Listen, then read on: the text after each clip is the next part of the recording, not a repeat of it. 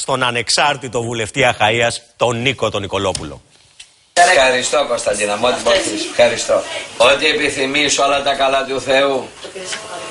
Ευχαριστώ για την αγάπη σου, ευχαριστώ για όλα. Χρόνια πολλά. Να τους χαίρεστε. Παπά, και θέλω για χρόνια πολλά. Κατερίνα Δρεκοπούλου. Ναι. Καλημέρα, ευχαριστώ, ευχαριστώ.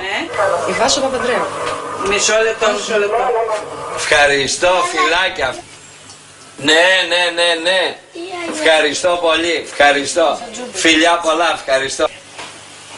Φιλάκια πολλά. Με περιμένουν και στις άλλες γραμμές, γι' αυτό φιλιά πολλά. Ευχαριστώ.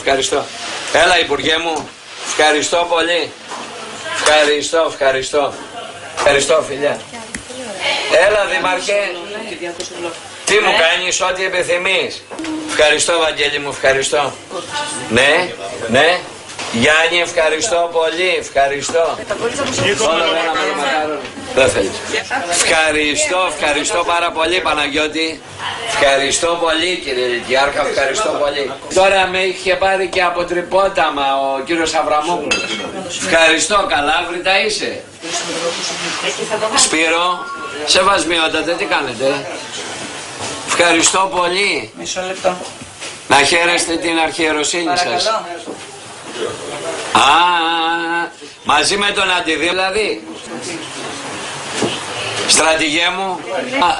Έχει πες στον κόσμο να μπει μέσα. Περάστε μέσα, μην κάθεστε, ελάτε μέσα. Ναι. Η Μάρο είναι. Μάρο μου. Λίτσα, χρόνια πολλά και για σένα. Ευχαριστώ πολύ φίλε, ευχαριστώ πολύ. Φιλάκια, ευχαριστώ. Ω, γέροντα η ευχή.